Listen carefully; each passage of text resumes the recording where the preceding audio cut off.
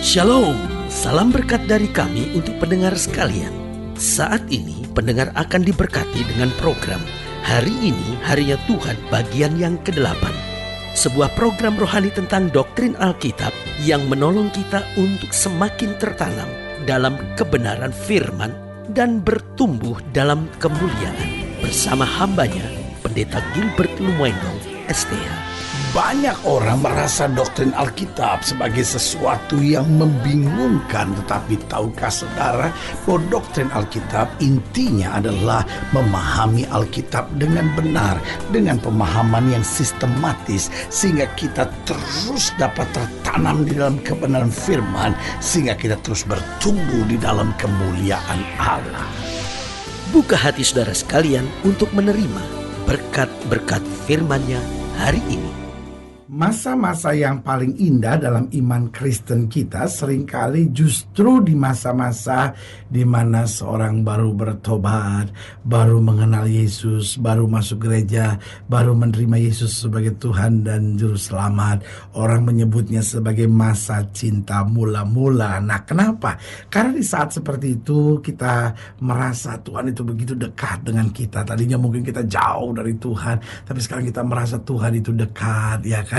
Tuhan itu dekat bukan karena dia baru saja mendekat kepada kita, tapi selama ini kitanya yang menjauh dari Tuhan. Tuhannya sih tidak pernah meninggalkan kita, Tuhannya sih tidak pernah membiarkan kita, tetapi kitanya yang seringkali menjauh, kitanya yang seringkali meninggalkan Tuhan. Jadi waktu kita baru bertobat, kita mulai merasa Tuhan itu begitu dekat dengan kita.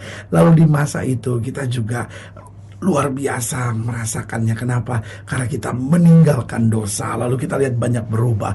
Aduh, saya tadinya perokok berat, sekarang saya berhenti merokok. Aduh, saya tadinya mungkin pemabuk, gitu kata saudara ya. Aduh, mungkin tadinya saya seorang penjina. Aduh, tadi mungkin saya berselingkuh, misalnya kata saudara ya kan. Aduh, tadinya saya sedang pergi ke dukun. Atau mungkin tadinya saya seorang yang sadis, yang jahat, yang garang gitu. Lalu kemudian setelah saya bertobat, Tuhan rubah segala semuanya.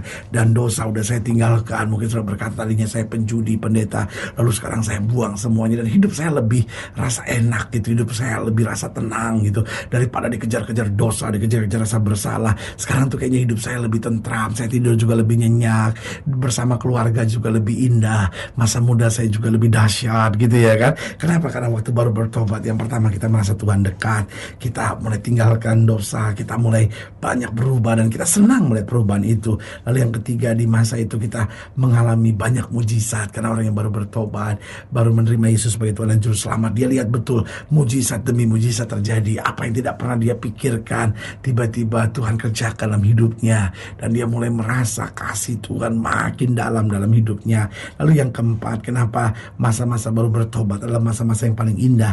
Karena di masa itu kita makin bersemangat untuk melayani Tuhan. Tadinya mungkin kita ke gereja aja nggak pernah gitu ya kan. Tiba-tiba sekarang kita mulai tertarik untuk bersaksi, tertarik untuk berbuat sesuatu buat Tuhan. Sampai ada banyak orang yang ngomongin kita, wah lihat tuh dia sekarang udah aneh tuh, sekarang apa-apa Tuhan. Kita juga masa bodoh. Kenapa? Karena kita betul-betul ngalamin cinta Tuhan, kasih Tuhan, kuasa Tuhan yang luar biasa dalam hati kita. Cuman pokoknya saya mau balas cinta Tuhan, karena Tuhan terlalu luar biasa buat kita. Namun seringkali persoalannya, setelah kita bertahun-tahun hidup dalam Kristus, kemudian tidak ada lagi kemajuan yang berarti. Kenapa? Karena cinta mula-mula kita mulai tawar. Nah, harus kita mengerti, cinta mula-mula sebenarnya bukan bicara tentang waktu. Karena cinta mula-mula itu justru bicara tentang hati kita. Bagaimana setiap hari harus menjadi cinta mula-mula kita dengan Tuhan, di mana kita merasa Tuhan itu dekat, kita merasa bahwa kita harus terus berubah, kita percaya bahwa kita terus mengalami banyak mujizat, dan kita percaya kita harus terus bersemangat melayani Tuhan, karena Tuhan itu dahsyat dan luar biasa. Haleluya. Selamat datang dalam program kita Hari Ini Harinya Tuhan, sebuah program rohani yang kembali mengingatkan kepada kita betapa pentingnya kita menjadikan firman Tuhan sebagai dasar keseharian hidup kita. Karena selama kita menjadikan firman Tuhan sebagai dasar keseharian hidup kita, langkah-langkah ke depan kita penuh dengan kepastian kepastian, kemenangan, berkat, mujizat, dan perkara-perkara besar. Haleluya. Dan dalam program ini kita sedang bicara tentang cinta mula-mula. Nah, saudaraku yang kasih dalam Tuhan, setiap orang harus memiliki cinta mula-mula bersama dengan Tuhan. Tapi seperti sudah saya katakan tadi, bahwa cinta mula-mula janganlah hanya berhubungan dengan waktu, tapi cinta mula-mula harus senantiasa berhubungan dengan hati. Bahwa hati kita selalu hangat buat Tuhan, hati kita selalu percaya bahwa Tuhan itu dekat dengan kita, Tuhan itu selalu mengerjakan yang terbaik buat kita. Haleluya. Nah, saudaraku yang kasih dalam Tuhan, dalam pembahasan kita tentang cinta mula-mula, kita mau sama-sama belajar dari Yeremia pasal 2. Yeremia pasal 2 ayat yang pertama sampai ayat yang ke-8. Demikian firman Tuhan. Yeremia pasal 2 ayat yang pertama sampai ke-8. Demikian firman Tuhan. Di bawah judul perikop, Israel murtad kepada Tuhan. Firman Tuhan datang kepadaku, bunyinya, pergilah memberitahukan kepada penduduk Yerusalem dengan mengatakan, begini firman Tuhan, aku teringat kepada kasihmu pada masa mudamu. Ini dia cinta mula-mula itu kan. Aku teringat pada kasihmu pada masa mudamu, kepada cintamu pada waktu engkau menjadi pengantin. Nah, ini bicara kasih mula-mula itu kan.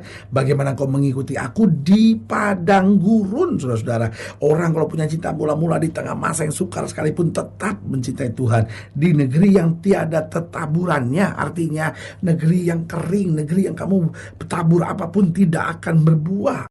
Ayat yang ketiga, ketika itu Israel kudus bagi Tuhan, sebagai buah bungaran dari hasil tanahnya. Semua orang yang memakannya menjadi bersalah, malapetaka menimpa mereka. Demikian firman Tuhan. Dengarlah firman Tuhan, hai kaum keturunan Yakub, hai segala kaum keluarga keturunan Israel.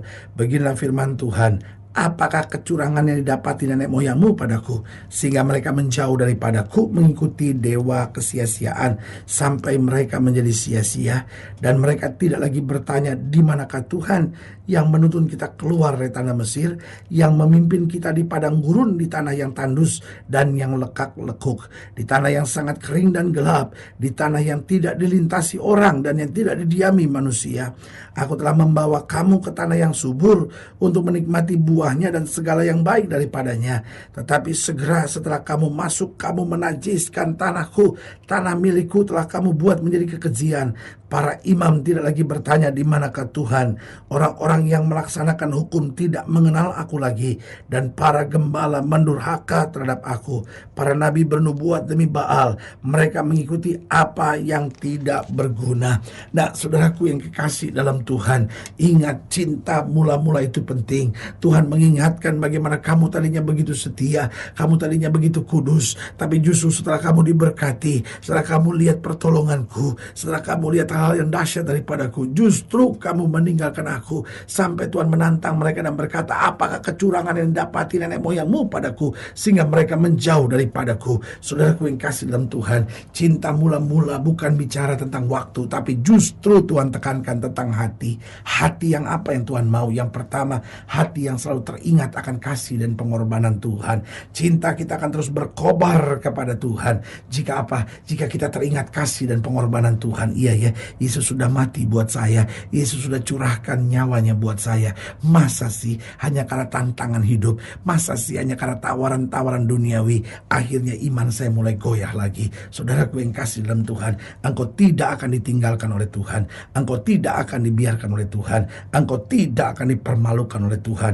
Tuhan memiliki kasih yang sempurna buat hidup kita. Dia sudah berkorban, curahkan darah sampai tetes yang penghabisan. Biarlah setiap kita berkata, Tuhan, saya harus hidup benar, saya harus hidup setia, saya harus selalu menyenangkan hati Tuhan, karena Tuhan itu mengasihi saya dan Tuhan telah berkorban buat saya. Bu, betul tantangan hidup kadang-kala berat. Pak, betul kadang-kala tekanan dari berbagai pihak ada. Orang-orang muda, betul kadang-kala tawaran-tawaran dunia begitu kuat. Tapi ingat, kasih dan pengorbanan Tuhan kita Yesus Kristus di atas kayu salib buat kita. Yang kedua, hati seperti apa yang Tuhan inginkan. Hati yang selalu berkobar-kobar untuk melayani. Artinya, setelah kita sadar, iya ya, Tuhan telah mengasihi kita. Iya ya, Tuhan telah berkorban buat kita. Lalu kita mulai pikir, Tuhan, dengan apakah akan ku balas kepada Tuhan segala kebaikannya? Tidak mungkin aku bisa membalas kasih Tuhan. Tuhan. Kecuali hari demi hari aku serahkan hidupku hanya untuk melayani Tuhan. Bukan berarti kita semua harus jadi pendeta, tapi setiap kita harus jadi pelita, harus menjadi terang, harus menjadi saksi Tuhan dimanapun kita ada. Kita kabarkan kasih dan kemurahan Tuhan. Haleluya. Dan yang ketiga, hati seperti apa yang Tuhan kehendaki? Hati yang selalu beriman terhadap janji-janji Tuhan. Artinya apa? Kita yakin betul bahwa langit dan bumi akan lenyap, tapi firman Allah tinggal tetap. Jangan khawatir di tengah masalah bagaimanapun, pegang tetap janji Tuhan. Karena orang yang berjalan dalam janji Tuhan tidak akan goyah. Orang yang cuma melihat keadaan bisa terpengaruh, bisa goyah. Tapi kalau kita pegang janji Tuhan, kita berkata, saya tahu janji Tuhan tidak akan lalu sebelum segalanya tergenapi. Haleluya. Dan yang keempat, hati seperti apa yang Tuhan kehendaki? Hati yang selalu rindu untuk menyenangkan hati Tuhan. Artinya dia berkata begini, Tuhan kan sudah begitu baik bagi aku harus menyenangkan hati Tuhan. Bagaimana Tuhan dapat disenangkan? Yang pertama, Tuhan bisa disenangkan jika kita hidup dalam kesucian. Yang kedua, Tuhan disenangkan jika kita terus bergaul dengan firman. Dan yang ketiga, Tuhan akan disenangkan jika hidup kita menjadi berkat bagi sesama. Karena saudaraku yang kasih dalam Tuhan, Tuhan mau hidup kita bersih, Tuhan mau kita jadi saksi Tuhan, dan akhirnya Tuhan mau kita bersama dengan Kristus sampai pada akhirnya memerintah bersama Dia dalam kemuliaannya, untuk bersama-sama berada dalam kerajaan kekal Kristus di dalam kemuliaannya. Haleluya. Saudara gue yang kasih dalam Tuhan, jika saudara ingin dilayani lebih jauh, hubungi kami melalui telepon, hubungi kami melalui surat, kunjungi website kami, karena kami ada untuk membawa Bapak Ibu saudara senantiasa lebih dekat pada Tuhan dan mengalami kasih kuasa mujizat yang luar biasa. Haleluya. Secara khusus melalui program ini juga saya mau berdoa buat setiap saya yang sakit, setiap saya yang berbeban berat, karena saya percaya bahwa bagi Allah tidak ada perkara yang mustahil. Dan saudara ingin didoakan secara khusus, saudara boleh taruh tangan kanan saudara di dada dan kita akan berdoa. Mari kita berdoa. Bapa, dalam nama Yesus, hamba doa buat yang sakit, hamba doa buat yang berbeban berat, hamba doa untuk setiap mereka yang sedang menghadapi masa-masa yang sukar, karena hamba percaya bahwa bagi Allah tidak ada perkara yang mustahil. Bapa, hamba berdoa di dalam nama Yesus, Tuhan jamah, khususnya bagi mereka yang taruh tangan kanannya di dada. Mungkin hari-hari ini cinta mereka terhadap Tuhan mulai dingin, mulai tawar. Hamba berdoa di dalam nama Yesus, Tuhan jamah, sehingga cinta yang hangat, cinta mula-mula boleh kembali ada di hati setiap kami, untuk kami menyenangkan hati Tuhan, sehingga kami tetap teringat akan kasih dan pengorbanan Kristus. Kami tetap berkobar-kobar untuk melayani. Kami tetap beriman terhadap janji-janji Tuhan. Dan akhirnya kami terus rindu untuk menyenangkan hati Tuhan dalam segala keadaan. Di dalam nama Yesus kami berdoa. Haleluya. Amin. Saudaraku yang kekasih dalam Tuhan, kita sudah berdoa. Ingat, tidak pernah Allah lalai menepati janjinya. Inilah saatnya buat kita tetap beriman, tetap bersemangat, tetap cinta Tuhan lebih dari segala sesuatunya. Jangan menyerah, karena kita tahu Yesus selalu menyediakan yang terbaik buat kita. Doa saya menyertai saudara. Sampai berjumpa pada program berikut, dan jangan lupa jadikan hari ini harinya Tuhan. Haleluya.